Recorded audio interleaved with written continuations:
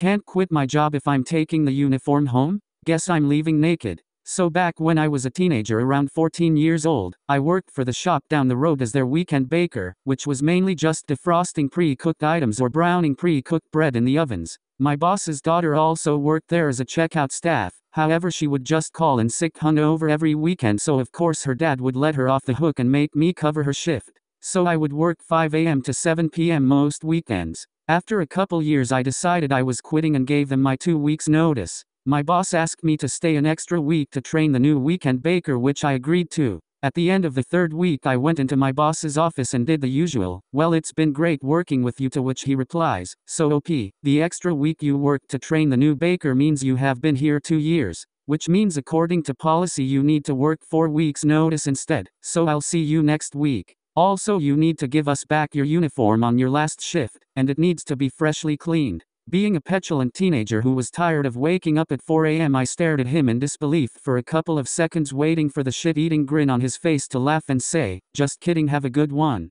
That moment didn't come. So I walked out the office, stripped down to my boxers, folded up my baker's whites, my trousers and even the little mesh fedora on top, walked into his office again and dropped the uniform on his desk and walked home. He followed me downstairs and through the shop shouting about how I would never work anywhere again. Thinking back, that must have been a strange thing for customers to see. It was a 10-minute home walk in the summer sun, nothing arduous. Apparently, according to his daughter who got back in touch with me a couple years later, I'm now one of the stories my old boss tells people when he's had a few drinks, not in a nice funny story way.